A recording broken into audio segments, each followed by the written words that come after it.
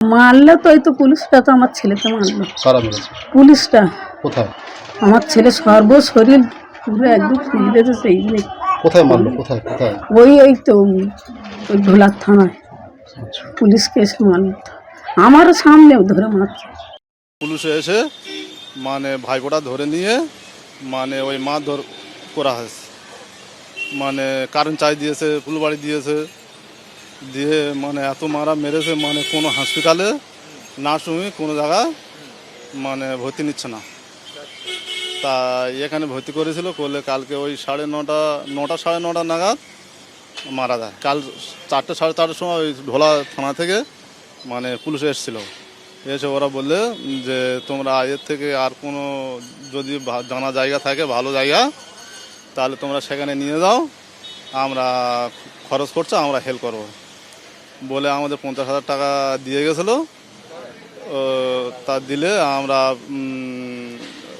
আমাদের লাশ মারা গেছে বলে আমরা সেই টাকাটা ফেরত দিয়েছি। যা আর ওরা লেগেছে যে ওই থানার পুলিশে মারা গেছে। পুলিশ তো প্রতিটা বিষয়তেই আজকে এরকম আমরা দেখতে পাচ্ছি যে পুলিশ টিএমসির ক্যাডার হয়ে কাজ করছে।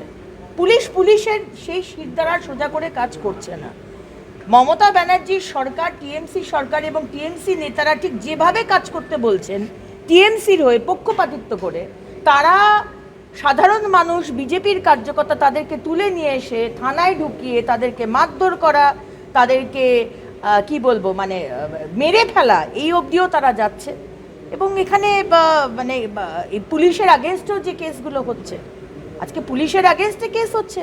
আজকে মহামহিম রাজ্যপাল পুলিশ, কলকাতা পুলিশের কমিশনার এবং ইন্দ্রাণী মুখার্জি, কি নাম, ইন্দ্রাণী মুখার্জি তো নাম বোধ হয়, ইন্দিরা মুখার্জি, ডিসি সাউথ, তার আগেনস্টে পুলিশ আজকে পুলিশের কাজ করছে না, পুলিশ আজকে তৃণমূলের ক্যাডারের মতো কাজ করছে। যে খবরের শুরুতেই চোখ রাখবো, চোর সন্দেহে থানায় তুলে এনে যুবককে মারধরের অভিযোগ। জামিনে মুক্ত হওয়ার পর মৃত্যু, এমনই অভিযোগ পরিবারের।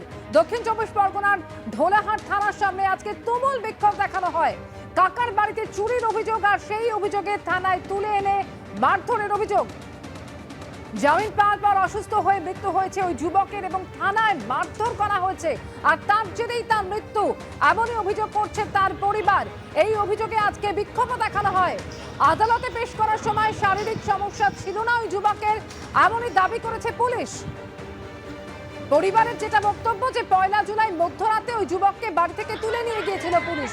4 জুলাই আদালতে তাকে পেশ করা হয়।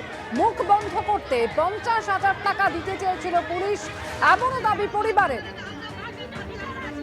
পুলিশ অত্যাচারের বিরুদ্ধে আজকে ঢোলাহাট থানার সামনে বিক্ষোভ দেখানো হয়। মারধরের জন্য মৃত্যু হয়েছে বলে পুলিশের বিরুদ্ধে অভিযোগ করছে মৃতের পরিবার। সেই ছবি আপনারা দেখছেন, ঢোলাহাট থানার সামনে যখন বিক্ষোভ দেখাচ্ছিল পরিবার এবং এলাকার মানুষ।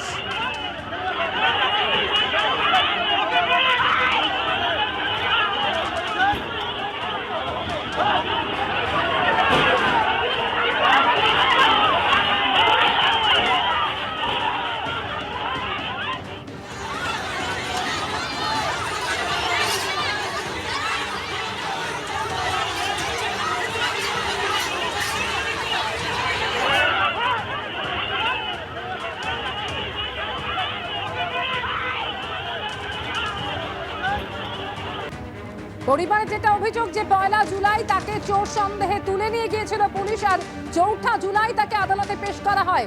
এই 3 দিন কি হয়েছিল ওই যুবকের সঙ্গে তা নিয়ে প্রশ্ন তুলছে তার পরিবার। তাদের যেটা অভিযোগ যে এমন ভাবেই যুবককে মারধর করা হয়েছিল, তার জেরেই অসুস্থ হয়ে পড়ে সে, এবং সেই অবস্থায় তাকে একাধিক হাসপাতালে নিয়ে যাওয়া হয়েছিল।